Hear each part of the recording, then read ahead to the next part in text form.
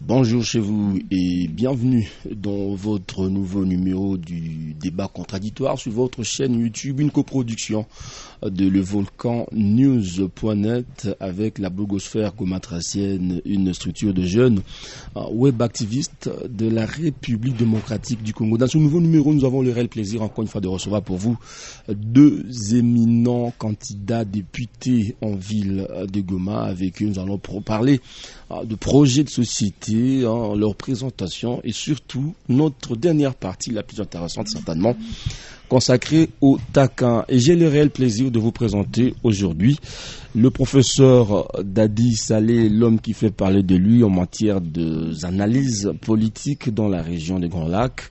Il est professeur d'université, il a fait beaucoup de choses, c'est un monsieur très engagé en l'endroit de la jeunesse, à qui j'ai dit bonjour et bienvenue. Bonjour et bonjour à tous. Bien. Et également, nous sommes avec le brave, le militant, l'homme de la rue, celui qui a l'intelligence dans la rue. Il veut maintenant aller à l'Assemblée nationale avec cette intelligence. Il s'appelle Espoir Ngalouki, militant de la Lucha. On aura certainement des questions à vous poser sur la Lucha avec vous. Bonjour et bienvenue parmi nous, Espoir. Bonjour Franck, bonjour au professeur Dadi Saleh, bonjour à tous ceux-là qui nous suivent. Ah bien, et je suis Franck Kaki pour la présentation de ce nouveau numéro du débat contradictoire sur le volcannews.net. Bienvenue à vous tous et à vous toutes.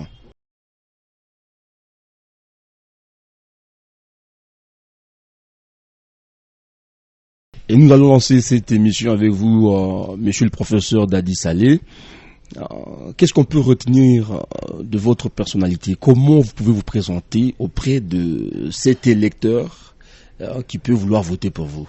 Ouais, pour l'instant, la grande présentation, c'est que je suis le professeur docteur Dadi Saleh, candidat député national en ville de Goma, numéro 202.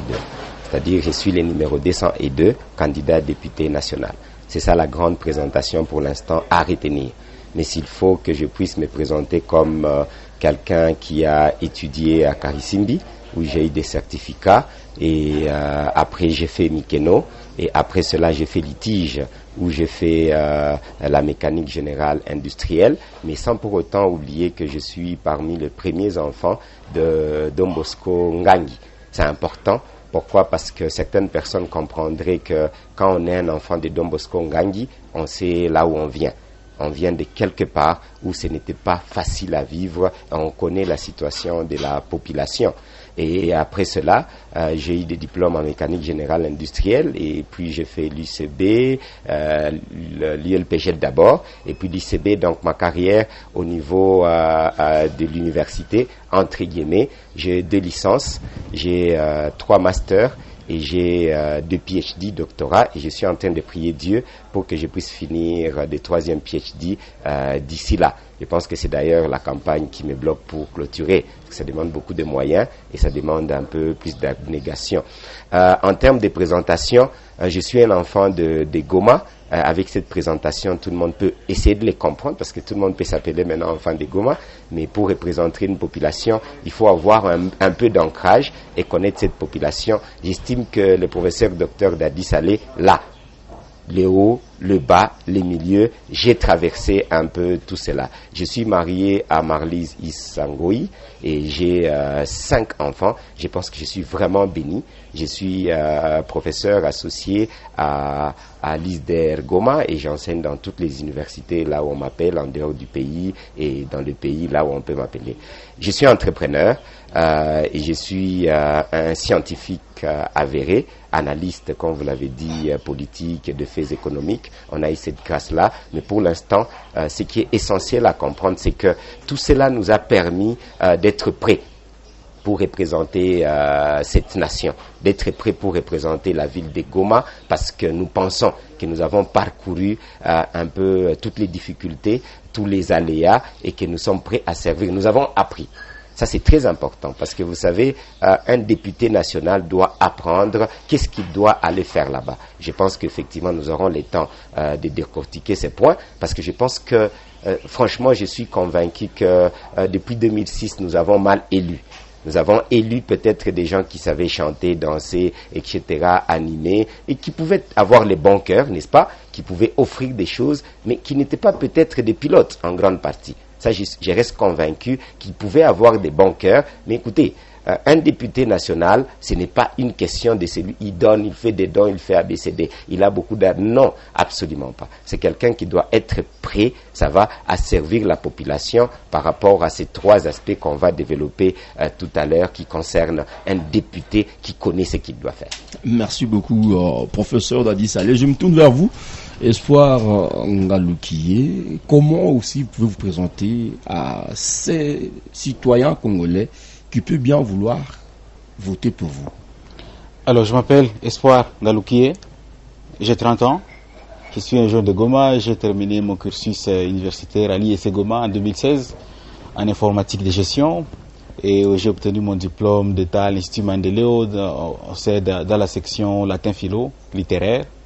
J'ai obtenu mon certificat au complexe scolaire La Rose et pour le moment je suis candidat député national en ville de Goma, numéro 207 dans le parti Ensemble pour la République et je soutiens la candidature du président Moïse Katumbi qui est le candidat numéro 3 et pour le moment je me focalise entièrement sur la campagne électorale et peu avant je travaillais avec quelques organisations locales, nationales et internationales, notamment la Fondation Panzi, au sein de laquelle j'étais le coordonnateur national d'un projet Chemin de la Paix et aussi j'étais chargé des mobilisations communautaires. Également, j'ai travaillé au sein de l'ONG locale nationale Congo Peace Network. Et là, j'ai été recruté comme informaticien, IT manager et aussi coordonnateur national des clubs de paix des jeunes. Et là, c'était en 2016, jusqu'à quand j'ai terminé mon cursus universitaire. Et j'ai travaillé en même temps à la radio Taïna, de 2012 à 2017, parce qu'on m'avait radié de la radio Taïna à cause de mon engagement au sein de la lucha. Et j'étais militant au sein de la lucha depuis 2013 et j'ai été très très actif depuis 2016 jusqu'à ce que j'ai pris congé parce que je ne peux pas être militant de la lucha et être en même temps candidat député national. Mais la philosophie lucha c'est toujours dans mon ADN, les valeurs de la lucha c'est toujours mon identité. Et je travaillais aussi en tant qu'ambassadeur au Congo de la plateforme Youth Opportunities. Et aussi, là j'étais là pendant 3 ans et j'étais le coordonnateur national de YALI RDC, coordonnateur national adjoint, Young African Leaders Initiative, qui est un programme de formation en leadership des jeunes leaders africains. Et j'étais formé en leadership au sein de l'université Virginia Tech aux États-Unis. Et là, c'est avec la bourse Mandela Washington Fellowship. Et je suis aussi bénévole, je suis volontaire dans plusieurs structures de jeunes, notamment Goma Actif, Festival Amani.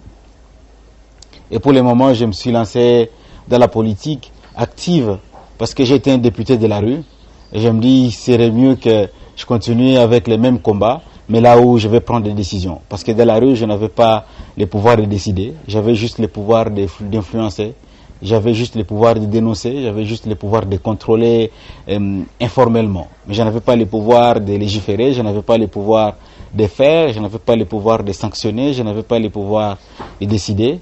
Et c'est collectivement qu'on s'est dit, il est grand temps qu'on se lance pour qu'on gagne ensemble. Et c'est ainsi qu'on a choisi le label Ensemble pour la République. Très bien. Nous sommes très heureux de vous recevoir tous deux. On espère que vos idées vont être constructives pour nous tous et puis ceux qui sont en train de nous regarder en direct et en ligne sur levolcannews.net. Notre chaîne YouTube, les débats contradictoires sera maintenant lancé. On va commencer encore une fois avec M. le professeur. La question reste la même. Une fois élu, quelles seront vos actions parlementaires prioritaires pour la ville de Goma? Oui, je pense que nous les faisons déjà, c'est ça la chance. C'est pas qu'on va commencer à le faire, mais on va avoir maintenant les quitus et les pouvoirs nécessaires, les pouvoirs législatifs pour le faire. On a proposé beaucoup de lois à certains députés, mais qui n'ont pas accepté ou bien qui n'ont pas présenté. Il y a eu déjà beaucoup de présentations, de plaidoyers, de la défense, etc. On est un peu acteur déjà. Comme certaines personnes le disent, on est déjà député avant d'être député. Mais là, il s'agit de constater que la République démocratique du Congo vit un chaos. majeur pour l'instant et que nous avons un sérieux problème. C'est un problème de gouvernance. On a un sérieux problème de classe politique. Là, c'est toute la guerre qui est là. Le pays est pris depuis plus de 25 ans. L'économie de la République démocratique du Congo est extravertie totalement. Au fond, on n'a presque rien. On n'a pas de banque. Notre économie dépend des étrangers, supermarchés, etc. Au fond, la nation n'existe presque pas. Ça, c'est une réalité. Nous encourageons tous ceux qui font ce qu'ils peuvent faire. On n'est pas là pour critiquer les gens dans ces cadres-là, mais les faits sont là. Si Rutshuru est encore pris dominé par les Rwandais, l'Ougandais, les néocolonialistes, ce sont des faits. Si nous avons plus de 160 groupes armés qui existent et qui combattent la République démocratique du Congo et Nupi, ce sont des faits. Si nous avons été dirigés au moins une fois avec James Kabarebe comme chef d'état-major et d'URCAB au niveau supérieur du pays, donc nous sommes allés vraiment à la honte, comme l'a dit un des vice-premiers ministres de la Défense. C'est vraiment la honte. Ce qui fait que avec tout cela, nous pensons qu'il y a beaucoup de choses à faire. Mais nous pouvons synthétiser un peu en disant que pour nous, il nous faut une rupture. Nous proposons, nous sommes un peu dans un cercle, je donne un peu le plan général dans quelques secondes, n'est-ce pas? On est dans un cercle vicieux de la mauvaise gouvernance et du pillage.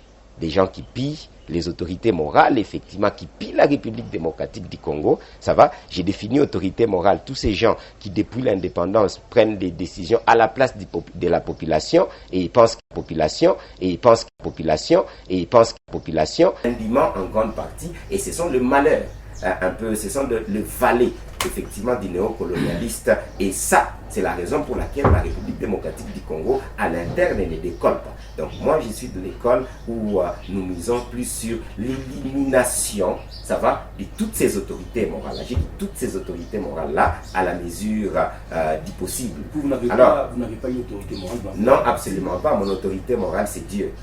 Effectivement, je n'ai pas et je n'aurai jamais d'autorité morale. Alors, je suis dans un deal, je précise. Je suis dans un deal, je ne suis pas dans un parti politique. Je me suis représenté dans la liste des DIPRO. Ce n'est pas compliqué. Je sais que beaucoup de gens, s'ils ne comprennent pas la révolution, ils ne vont pas comprendre, ce n'est pas mon problème. Ça va, je n'ai pas de parti politique où vous allez voir Dadi Saleh a adhéré et il est membre d'un parti politique. Absolument pas. Mais pour raison des deals, parce qu'ils ont piégé la loi électorale, même si tu es ceinture noire, quand tu te bats contre 4 ceintures noires, mon frère, c'est dans un film mais seulement où tu penses gagner, absolument pas. Donc je suis aligné dans la liste des DIPRO, dynamique progressiste révolutionnaire. Et je n'ai pas d'autorité morale. Vous, si vous en avez, moi je l'ai dit, je suis à la télé, je suis à la radio et je l'ai dit partout. Je n'ai ça un deal où c'est donnant-donnant avec effectivement les représentants de ce regroupement qui est Maître Constant Moutamba, ça va, qui est le président de ce regroupement. Je le respecte comme numéro 1 du regroupement, pas comme autorité morale. C'est aussi simple que bonjour pour moi. Mais certains ne vont pas comprendre parce qu'ils ont l'habitude d'obéir aux individus plutôt qu'aux idéaux. Ce qui fait que ils sont aussi révolutionnaires. Et je suis révolutionnaire. Où est le problème? Nous avançons. Je suis en train de présenter, je présente plus de 60 candidats où nous étions en train de créer un parti qui s'appelle Parti politique populaire pour la révolution, qui n'a pas encore eu d'agrément. Ce qui fait que nous avons fait un deal. Je suis un peu comme aussi un président national dans ces regroupements où nous alignons. Voilà ma casquette. Donc celui qui attend d'autorité morale, je n'en ai pas. Ok. La priorité des actions parlementaires. Je le disais effectivement, pour comprendre la priorité, il faut comprendre les contextes. Ça va? Les contextes, quand je disais qu'on est dans un cercle vicieux, pour nous, il faut sortir de ce cercle vicieux pour arriver à un cercle vertueux. Et pour cela, nous proposons la philosophie Kujitegemea, Tomilu Kelatuso Sange Mosituji Kedela. Parce qu'au fond, quand vous avancez sans guideline, sans ligne de conduite, alors vous allez du coq à l'âne et vous promettez n'importe quoi. Ça va. Et pour cela, nous proposons une stratégie ou une méthodologie simple, c'est l'intelligence déconstructive. Tout cela, c'est un peu trop intelligent, mais clair à comprendre. Ce qui fait qu'avec cela, nous nous sommes proposés, avec Dieu, avec la population qui nous suit, qui va nous mettre comme député national. Nous avons confiance en Dieu et confiance en la population cette fois-ci, n'est-ce pas? Nous pensons qu'une des priorités serait de remettre le pouvoir au peuple congolais.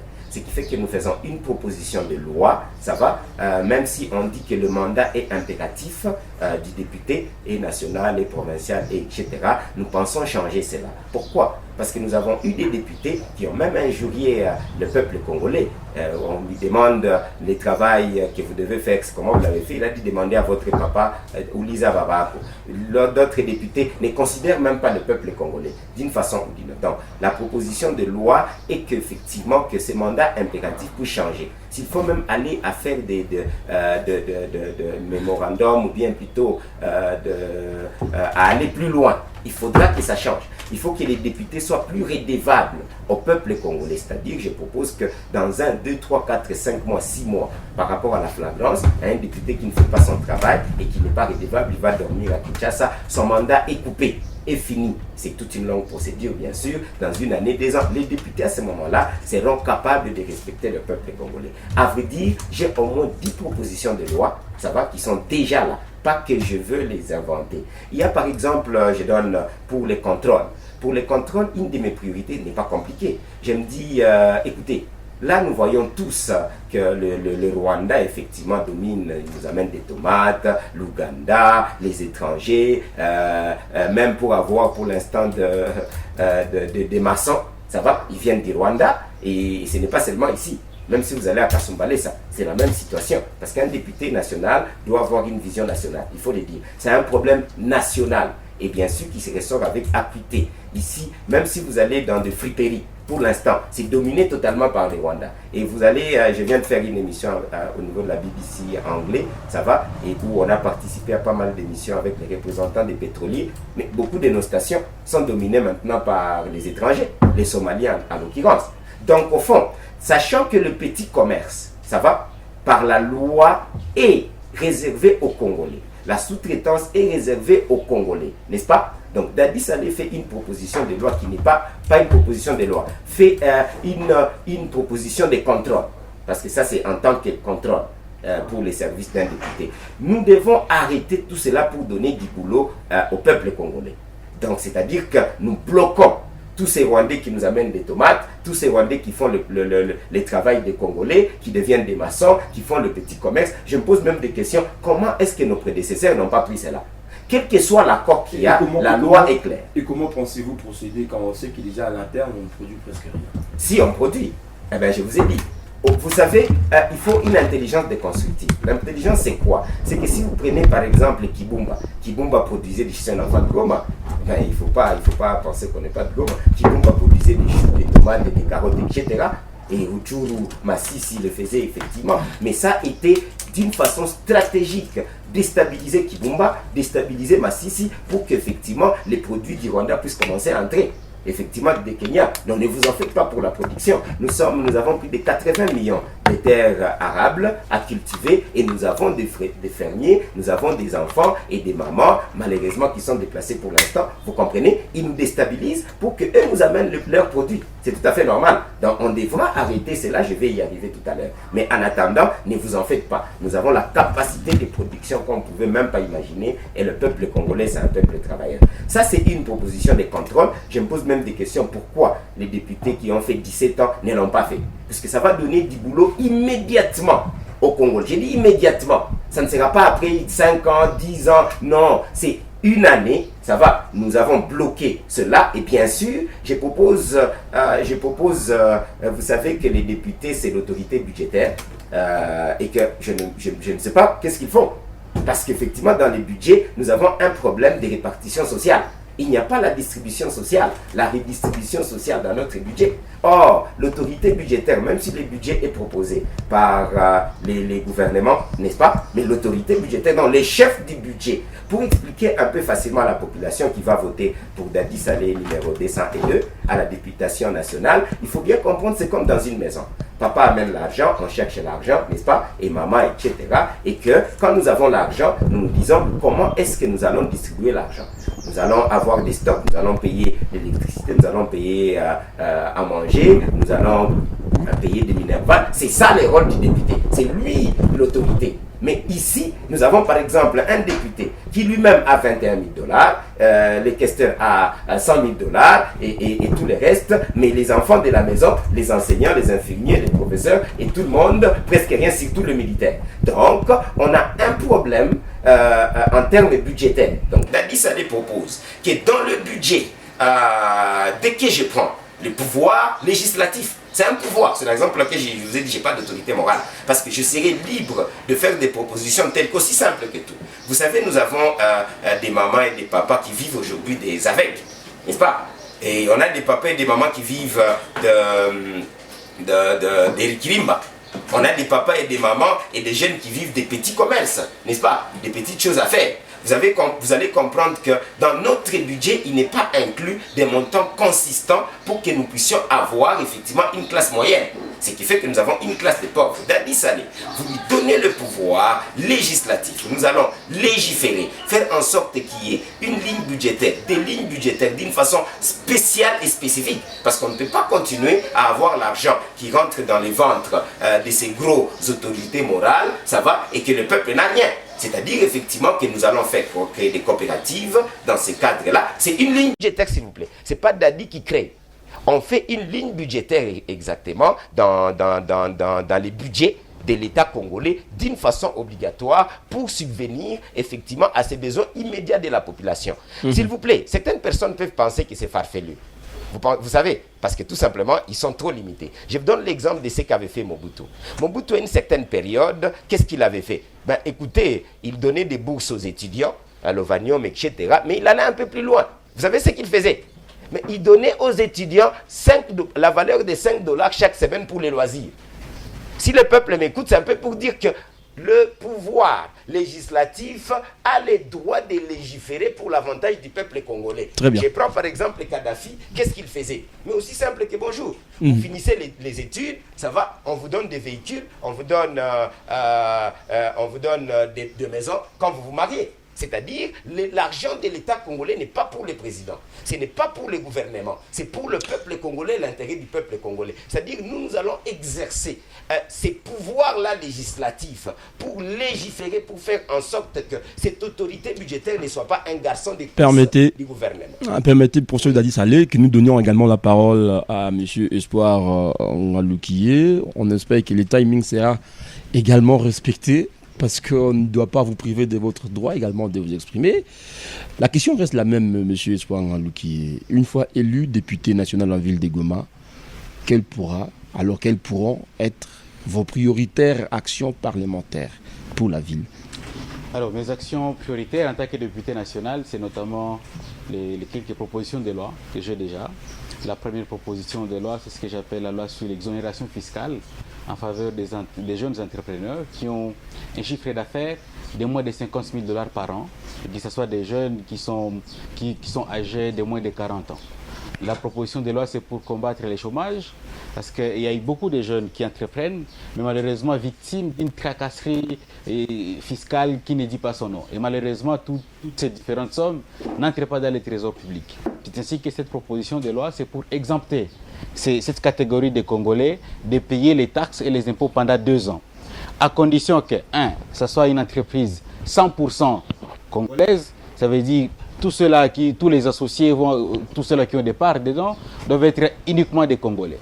Et des deux, ça doit être une nouvelle entreprise, pas une ancienne entreprise. Parce qu'on connaît, il y a des gens qui peuvent vouloir bien manipuler tout le reste.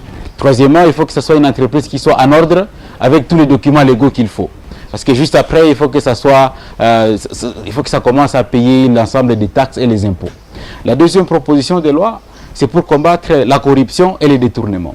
Ça va apporter une modification au code pénal, parce qu'on connaît dans notre pays, on parle de la présomption d'innocence.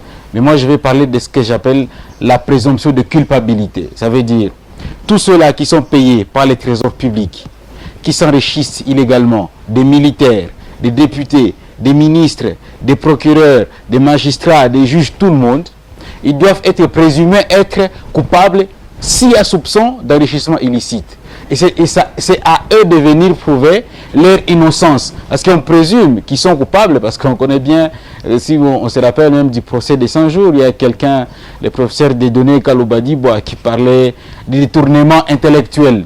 Ça veut dire on a volé, mais on ne connaît pas comment est-ce qu'on a volé. On a détourné, mais on n'a pas de preuves. Ça veut dire que c'est à la personne payée par le trésor public et les DG des entreprises de venir nous prouver leur innocence. Ça, c'est la deuxième proposition de loi. Et la troisième, c'est pour avoir un guichet unique des paiements des taxes et les impôts. Vous savez, une chose qui fait très mal, c'est de voir aujourd'hui, il y a plusieurs services d'assiette, il y a plusieurs services fiscaux, malheureusement, qui sont éparpillés. Et si on avait un seul guichet unique des paiements des taxes et les impôts, ça va permettre non seulement de combattre les détournements, de combattre la corruption, de combattre surtout...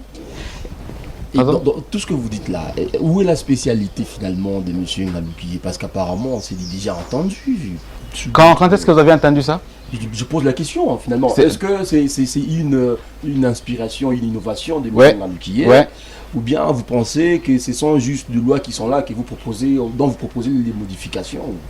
Non, bon, apparemment, vous n'avez pas suivi. Alors, je ne sais pas si vous connaissez dans notre pays une loi qui parle de l'exonération fiscale. Vous la connaissez? Elle n'existe pas. C'est à moi de poser des questions. Voilà, c'est pourquoi, bon, là où, c'est vrai, vous posez des questions et j'y réponds. Okay. N'est-ce pas?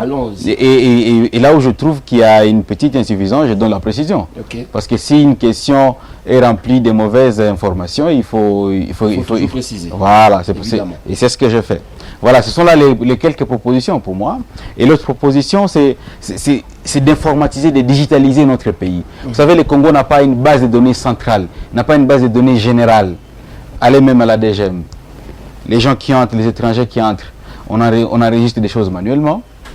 Allez même aux différentes zones de santé, on les fait manuellement. Mais s'il y avait une seule base de données centrale, même les agents de l'État, les fonctionnaires de l'État, personne aujourd'hui ne peut vous donner les nombres exacts. Personne. Même les militaires, personne aujourd'hui ne peut vous donner voici le nombre exact de militaires, voici le nombre exact de policiers, voici le nombre exact de veuves de militaires. Il n'y en a pas. Pourquoi? Parce qu'il n'y a pas une digitalisation de l'administration publique, il n'y a pas une digitalisation du Congo. Et pour moi, ça c'est parmi les priorités. Cependant, là c'est sur le côté législatif. Et l'autre côté des contrôles. Parce que l'une des choses qui nous fait très mal, c'est de voir qu'il y a une absence de sanctions. Il y a une absence criante du vrai contrôle. Pas le contrôle juste quand quelqu'un n'est plus au pouvoir. Mais nous avons vu d'autres députés faire des contrôles. On a vu par exemple des dossiers comme Boukangalonzo refaire surface. On a vu des dossiers qui concernent les mines dans des provinces qui ont eu à ressurgir. Pensez-vous que vraiment il n'y a pas eu de contrôle ou il n'y a pas de contrôle dans ces pays? Non, il n'y a pas de contrôle. Non, il n'y a pas de contrôle. Vous savez, les vrais contrôles, ce n'est pas le fait de contrôler celui qui n'est plus au pouvoir. Parce qu'on est habitué à contrôler quand vous n'êtes plus au pouvoir. C'est là qu'on va venir. Le travail pour ceux qui sont au pouvoir. Vous connaissez le rôle de l'IGF? Je présume que vous connaissez le rôle de l'IGF. Vous ne pouvez pas comparer le rôle de l'IGF au rôle d'un député. Vous ne pouvez pas. Ça, c'est une insuffisance d'information en fait. Parce que l'IGF fait son travail et le parlementaire fait son travail. Il y a aussi la Cour des comptes qui doit faire son travail. Il y a aussi l'APLC qui fait son travail. Il y a également les parquets, les tribunaux qui font aussi leur travail. Qui devraient, comme si je peux le dire, qui devraient faire leur travail. Parce que si vous comparez les rôles du contrôle d'un député au rôle du contrôle de l'IGF, ah ben là c'est dangereux. Et ce n'est pas connaître les rôles d'un parlementaire. Alors, si on revient sur les élus de Goma, on peut vous poser cette question-là, par exemple, pour parler de ceux qui ont été élus en ville de Goma pour l'année 2018. Lequel aurait été un tout petit peu satisfaisant pour vous? Pour moi, parmi les élus de 2018, il y a Kassekwa qui m'a satisfait. C'est seulement Kassekwa qui m'a satisfait. Qu'est-ce qu'il a fait de spécial qui vous a satisfait? Les contrôles. Il a contrôlé, il a dénoncé. Parce que le rôle des parlementaires, non seulement de légiférer, il y a aussi celui de contrôler, et aussi celui de représenter. En fait, quand on parle de représenter le peuple, ça veut dire, vous écoutez ce que le peuple dit, et vous êtes les haut-parleurs. Vous parlez à haute voix, ce qui est dit à voix basse par la majorité silencieuse des Congolais. Et c'est là qu'il y a un grand vide. C'est là qu'il y a un grand vide. Et c'est là que Kassekwa a réussi différemment des autres. Vous pensez que vous êtes le profil qu'il faut pour combler ce vide? Oui. Qu'est-ce qui vous fait croire? Ben, mon parcours les fait croire. Mon parcours les fait croire parce que j'ai joué le rôle d'un parlementaire informel. J'étais un parlementaire de la rue. J'étais un député de la rue. J'ai joué le rôle informel d'un député parce que ceux-là qui étaient élus n'ont pas fait leur travail. Et c'est ainsi que nous étions en train de dénoncer à leur place. Nous les donnions même des propositions. Mais qu'est-ce qu'ils faisaient? Ils faisaient sourd d'oreille. Et vous pensez que votre co-débatteur a le profil pour ça aussi? Oui, je pense. Professeur Dadi Saleh, la même question pour vous. Pensez-vous que votre co-débatteur a le profil d'un élu? Tout à fait. Il le mérite. Donc ça ne peut pas vous faire du mal s'il arrivait que lui soit élu. Mais écoutez, il y a 4 sièges. Je suis convaincu que Kouko siège moi à Dadi Saleh. Et les 3 autres, si Espoir Ngalouki peut prendre Moya, je trouve largement qu'il les mérite. Alors,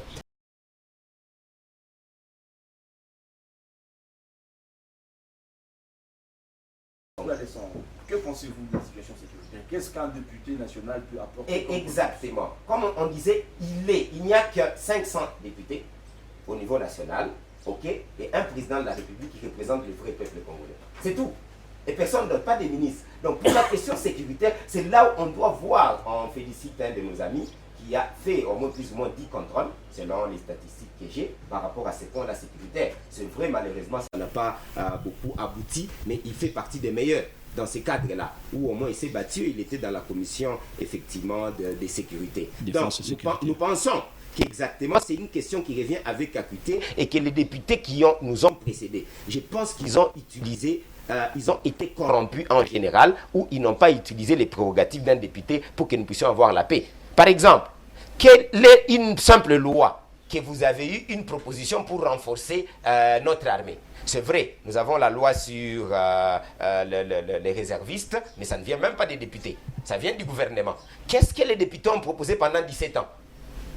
Rien, écoutez, rien par rapport à la sécurité. Et pourtant, la sécurité revient avec acuité, où nous sommes tués, malmenés, mais non, rien proposé. Nous avons par exemple l'article 63 déjà de la Constitution qui existe.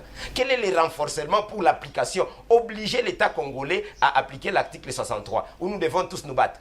Rien. Le rôle du député, effectivement, c'est de dire la nation est en danger, nous avons l'article 63. Cher gouvernement, pourquoi vous ne l'appliquez pas? Et s'il est faux, nous renforçons un autre article pour dire, par exemple, que dorénavant, nous faisons une loi spéciale, que nous arrêtons un peu des voyages à dépenser l'argent bêtement dans des histoires qui ne sont pas les plus importantes pour sécuriser. Le gouvernement a l'obligation d'appliquer les lois qui viennent du Parlement. Les parlements ne doivent pas être comme aujourd'hui, un peu une sorte de garçon des courses du gouvernement. Donc selon vous, le Parlement est devenu un peu une caisse de résonance? Pas selon moi, c'est tout le monde qui le sait, s'il vous plaît, soyons quand même francs. C'est selon tout le monde. Les parlements, c'est totalement une caisse de résonance du gouvernement. Il en Bien, fait merci. ce qu'il veut, ça va, il leur donne un peu de jeep. Ça, c'est une corruption ouverte. Bien, merci. Pas une Merci. corruption à côté. Merci beaucoup, Ouverte. professeur. Merci beaucoup. Et vous savez quoi? Eux-mêmes ne connaissent pas leur salaire. Est-ce que vous pouvez représenter un peuple et vous ne connaissez même pas vous-même votre salaire? C'est 21 000 $, c'est 23, c'est 17, etc. Donc, toute une bande des escrocs, excusez, ça c'est escroquer le peuple congolais, on n'est pas en train de blaguer ici. Toute une bande des escrocs et vous voulez penser que ça, ils peuvent penser à la sécurité? Non, Merci. mais c'est quoi ça? Merci beaucoup, professeur Dadi Saleh. La même question pour vous. Selon vous, que peut apporter un député national pour régler la situation sécuritaire de l'Est de la RDC? La première des choses, c'est il faut savoir que la cause profonde de l'insécurité provient de la mauvaise gouvernance. Ça, c'est la cause profonde. Parce que prenons l'exemple de Goma. À Goma, il y a d'abord une insécurité nocturne, il y a une insécurité diurne, et aussi il y a une insécurité due à ce qui s'est fait dans les environs de la ville de Goma, notamment dans les territoires de Rutshuru, de Nyiragongo, de Massissi. Et le rôle du parlementaire que je serai sera celui de contrôler d'abord tous ceux-là qui sont payés, tous ceux-là qui ont la responsabilité de sécuriser la population congolaise et de sanctionner. Et des deux, je veillerai à ce qu'on puisse avoir une justice transitionnelle dans notre pays, avec 5 principaux piliers. Le premier pilier, c'est celui de la sanction, la justice. On doit veiller à ce que la justice fasse son travail. Le deuxième pilier, c'est de veiller à ce qu'il y ait au moins des garanties de non-répétition de ces mêmes crimes, de ces mêmes fléaux. Et pour avoir ces garanties, c'est à travers des réformes, de nouvelles réformes qu'on doit avoir dans notre pays. Et le professeur a évoqué tout à l'heure l'article 63 de la Constitution. Et je pense que c'est le dernier alinéa de cet article qui parle d'une loi qui va venir détailler. Cette loi n'existait pas. Et ça, c'est mon rôle de parlementaire. Le troisième pilier, c'est d'avoir des réparations en faveur de toutes les victimes de l'insécurité. Et cette réparation, elle peut se faire collectivement ou individuellement, ou même à titre symbolique. Construire un musée, avoir des mémoires collectives, construire une école au nom des victimes de l'insécurité. Ce sont des choses simples pour lesquelles je veillerai. Le quatrième pilier, c'est de veiller à ce qu'on puisse connaître la vérité. Quel était le rôle de toutes ces personnes? Quel était le rôle de ces différents opérateurs économiques? Quels étaient les rôles de ces différents entrepreneurs locaux, nationaux, internationaux et régionaux? Quels étaient les rôles même des églisettes, de la société civile, des ONG? Quel était le rôle de la MONUSCO, de la communauté internationale dans ce maintien du statu quo de l'insécurité? On a besoin de connaître la vérité. Et le dernier pilier, c'est le plaidoyer au niveau régional, international. Et mon rôle de parlementaire, c'est de pousser à ce que notre ministère de la coopération fasse la même chose, qu'on ne puisse pas avoir une diplomatie agitante, plutôt qu'on puisse avoir une diplomatie agissante. Pas une diplomatie pour quémander, et pas une diplomatie pour aller se plaindre tout le temps. Parce que quand on a le pouvoir, on ne pleurniche pas. On agit, on décide, on sanctionne. Merci beaucoup. Alors, on va prendre une dernière série, et c'est cette série-là où je vais vous poser simplement des questions personnelles par rapport à chacun d'entre vous. Je commence avec vous, Espoir Ngaloukié. Que dites-vous à ceux qui vous accusent de ne jamais été membre de la Lucha et que vous n'avez jamais même été un initié de ce mouvement citoyen, mais plutôt un partisan qui veut utiliser les actions de la Lucha pour se faire élire en ville de Goma? Bon, moi je rigole seulement. Moi je rigole parce que c'est comme si quelqu'un te disait, vous vous appelez Franck, n'est-ce pas? C'est comme si quelqu'un disait, votre nom n'est pas Franck. C'est mon identité, on ne peut pas nier l'identité. En fait, moi je m'en moque, je rigole seulement, voilà, c'est pas vrai, c'est faux. Les autres vous accusent d'avoir été un des jeunes qui manipule ses frères. Vous les amenez dans le bénévolat, là où vous gagnez de l'argent. Comme où? Dans la Lucha. Non, c'est pas vrai. En fait, quand quelqu'un dit quand on gagne de l'argent de la Lucha, j'aimerais bien savoir un peu plus. Parce que j'ai jamais été payé, j'ai jamais reçu quoi que ce soit à cause de la Lucha. En termes d'argent, jamais. Et d'autres disent que vous êtes chez Moïse Katumbi, vous avez trahi Mukwege parce que Katumbi vous a acheté sur fond de $25,000. Ah, merci de cette information. Quelqu'un d'autre m'a dit, on m'a donné $100,000 et il a été surpris de me voir prendre une moto. En fait, ce genre de spéculation, c'est déjà entendu. Donc il faut juste écouter. Il faut juste avoir des grosses oreilles quand on veut être un acteur politique pour écouter tout le monde. Vous savez, le docteur Mukwege, c'est mon père, c'est mon papa. L'avez-vous trahi? Non. Qu'est-ce qui s'est passé entre vous, que vous quittiez Mukwege pour se retrouver avec Katumbi aujourd'hui? Non, mais on ne trahit pas son papa. On ne trahit pas son papa, on ne crache pas dans la main qui vous a nourri. Vous savez, le docteur Mukwege m'a employé avec la Fondation Panzi pendant plusieurs années, avec un très bon salaire. Et donc moi, je suis allé chez Katumbi, c'est moi-même qui suis allé, ce n'est pas Katumbi qui m'appelait. Ça, il faut le savoir. Katumbi a été plus convaincant pour vous que Mukwege? Non, je ne peux pas comparer les deux. Non. Les deux, on ne peut pas les comparer. Qui est plus convaincant pour vous, selon vous, entre Katumbi et Mukwege? Parce que tous sont dans la course politique. Et aujourd'hui, vous avez choisi suivre peut-être un ami et laisser votre propre père, comme vous l'avez dit. Tous sont convaincants. Et pour qui vous battez campagne maintenant? Pour Katumbi. C'est quoi la raison? Il y a plusieurs raisons, comme je vous l'ai dit. Je suis dans le parti Ensemble pour la République. Et je l'ai bien dit au début de cette émission, moi je suis candidat député national, numéro 207. Et je soutiens la candidature de Katumbi qui est le numéro 3. C'est très clair, non? Merci. Merci. Les téléspectateurs sont en train de nous suivre, ils ont compris l'essentiel. Professeur Dadi Salé, Il y a également la rue qui parle de vous. Hein. Et dans la rue, on dit que vous êtes un enseignant d'université, mais dont on ne connaît pas le profil scientifique. On se pose la question, il est enseignant en quoi? Il est professeur en quoi, Dadi Saleh? Ouais, je suis professeur associé nommé par le gouvernement congolais à l'ISDR Goma. Ce qui fait que les aspects scientifiques se traitent entre scientifiques, ça ne se traite jamais dans la rue. Donc les spéculations de la rue, au fond, de toutes les façons, on ne jette jamais des pierres à un arbre qui ne porte pas de fruits. Donc nous comprenons les spéculations des gens.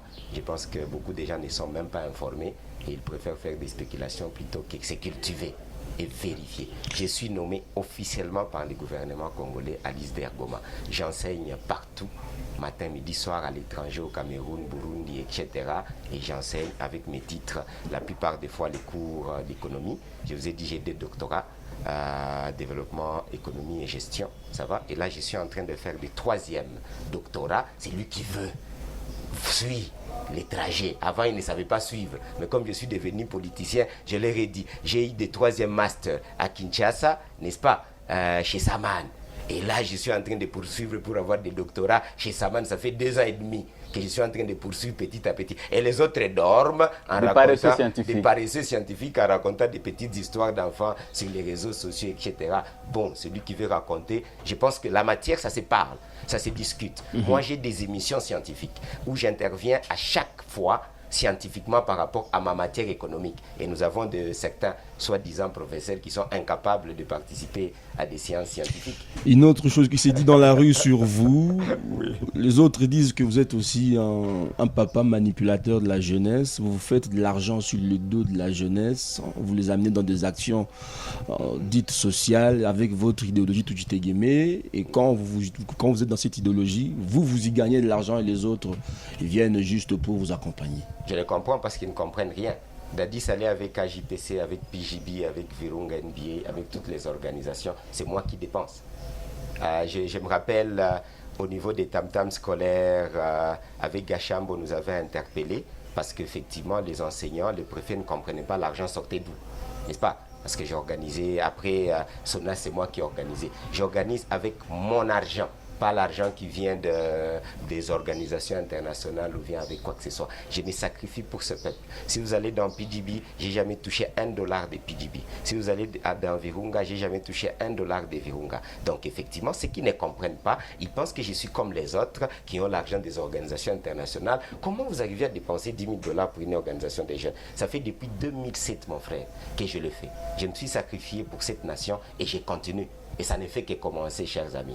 Donc, si c'est lui qui peut trouver Dadi Saleh avec $1 d'une organisation pour une organisation, ça va, qu'il vienne me le dire.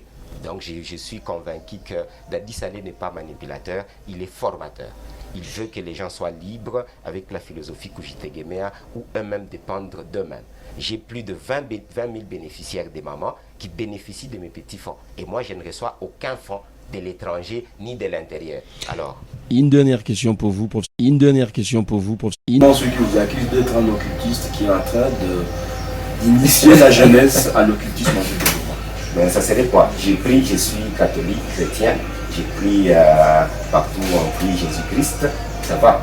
Et je suis devant tout le monde et le Saint-Esprit d'ailleurs parle. Il y a encore 3-4 jours où j'étais avec mes pasteurs, où le Saint-Esprit parle au nom de Jésus-Christ pour l'intérêt de Dadi Saleh. Donc je suis déjà passé, ça va, je suis député national au nom de Jésus-Christ. Alors c'est lui qui fait de l'occultisme, ça le regarde. Mais il ne faut pas confondre. Moi, Dadi Saleh, je suis un panafricaniste. C'est-à-dire que je vénère mes ancêtres. C'est-à-dire, effectivement, je reconnais que mes ancêtres existent, comme effectivement Abraham, n'est-ce pas, existe, etc. Je reconnais Simon Kimba comme quelqu'un de très grand, je reconnais Kimba Vita. Il n'y a pas du tout de confusion. Et mon sauveur et Seigneur reste Jésus-Christ. Où est-ce qu'on m'a vu dans des sectes d'occultisme? Je les comprends, il y a des gens qui pensent que vous réussissez, n'est-ce pas, parce que vous avez des cris. Non, il faut travailler, cher ami. Il faut travailler très dur, il faut utiliser son intelligence et celui qui veut faire de l'occultisme, qui puisse le faire, ça ne me regarde pas. Mais moi, je crois en Jésus-Christ comme mon Seigneur et Sauveur depuis que je suis né et jusqu'à ma mort. Je ne changerai jamais, il n'y a rien qui me fera changer. Les autres là, faites vos histoires là des griblis. Au fond, ça on me l'a dit depuis que je faisais le sport. Je vous rappelle que j'ai fait le sport, j'étais quand même une petite salle où j'étais au moins une fois le numéro 1 MVP comme on le dit dans toute la République démocratique du Congo. Et à l'époque déjà on disait que je faisais des fétiches. Et que exactement j'ai jamais touché aux fétiches depuis que je suis né parce qu'on faisait même des veillées de prière avec notre mère avant de jouer. On faisait des veillées de prière avec Full Gospel avant de jouer, avant de faire tout ce que je fais, même avant de venir ici. J'ai pris mon Dieu, Jésus-Christ de Nazareth.